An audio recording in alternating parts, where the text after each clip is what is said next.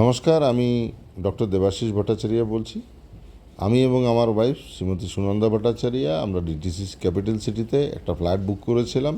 সেটা about 1.5 months এগো, এবং সেটা ইনিশিয়াল অ্যামাউন্ট আমরা পে করেছিলাম 1,05,000 টাকা বুকিংয়ের জন্য, এবং তার জন্য ওদের সঙ্গে আমার কোনো এগ্রিমেন্ট হয়নি, লিগ্যাল এগ্রিমেন্ট যেটা বলা হয় সেটা হয়নি। আমরা সেই ফ্ল্যাট কোনো কারণে আমার ফাদার ইনলোর অসুস্থতার কারণে এবং অনেকগুলো ওদের লিগ্যাল কারণে যাদের কনভার্সন হয়নি কোনো ল্যান্ডে, তার জন্য আমি ওদের কাছ থেকে টাকাটা উইথড্র করতে চাই এবং আমাদের বুকিং ক্যান্সেল করতে বলি। বুকিং যে ক্যান্সেল করা হয়েছে লিখিতভাবে আমরা জানাই এবং তাতে ইমেলও করি, কিন্তু ডিটিসি ক্যাপিটাল সিটি তাতে আমাদের ফোরফিটেড বলে হুমকি দেওয়া হয় এবং ওরা ফোরফিটেডও করে দেয় এবং 1,05,000 ফেরত দেওয়া হয়নি। আমরা কিন্তু 15 দিনের আগেই আমরা 5 লাখ টাকা ফেরত দেওয়ার 1 লাখ টাকা ফেরত দেওয়ার জন্য বলেছিলাম, সেটা করা হয়নি।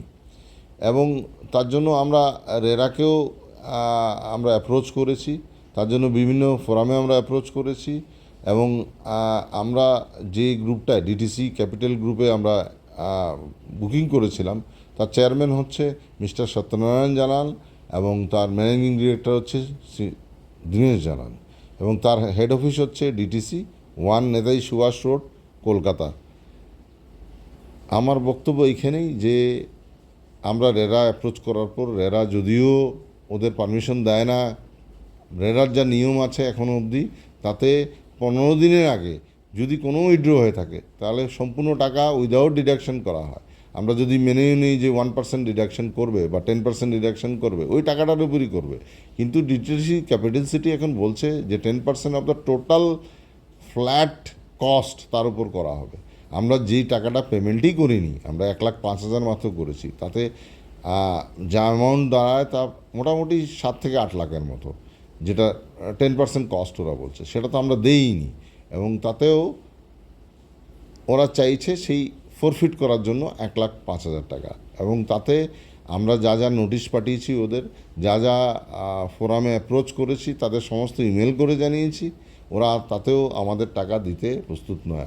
আমার জনগণের কাছে একটা প্রশ্ন, এমন একটা গ্রুপ যারা রেনা মানে না, গভর্নমেন্ট অফ ইন্ডিয়ার কোনো রুলস মানে না, যারা ওয়েস্ট বেঙ্গল গভর্নমেন্টের কোনো রুলস মানে না, তারা কি যোগ্য তাদের এই কাজ চলে যাওয়ার ব্যাপারে? অনেকটা ব্যাপার বলে থাকি আমরা, যখনই ওদের কনভার্সন লেটার, ওরা একটা এগ্রিকালচারাল ল্যান্ডের উপর তৈরি হয়েছে, বাস্তু ল্যান্ড নয়, সেই এগ্রিকালচারাল ল্যান্ডের কনভার্সনের জন্য আমরা যখনই কাগজ চেয়েছি ও স্ট্রেট কাট না বলে দিয়েছে এবং আমাদের তা দেওয়া হয়নি। রেরার অ্যাপ্রুভাল তো দেওয়া হয়, তারপর রেরার অ্যাপ্রুভাল অনুযায়ী রেরা বলা হয় যে কোনো পার্সেন্ট ডিডাকশন না করে 15 দিনের আগেই আপনার টাকা ফেরত দেওয়া উচিত।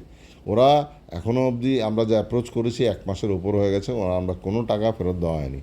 আমার জনগণের কাছে উদ্দেশ্য যে ডিটিসি ক্যাপিটাল সিটির এই যে চক্র সেটা ভাঙুন এবং আমাদের হেল্প করুন, যাতে আমার মতো প্রচুর ইনভেস্টার্স বা প্রচুর যারা অ্যাপ্লাই করেছেন ডিটিসি ক্যাপিটাল সিটি তারা সাবধান হন। নমস্কার, ধন্যবাদ।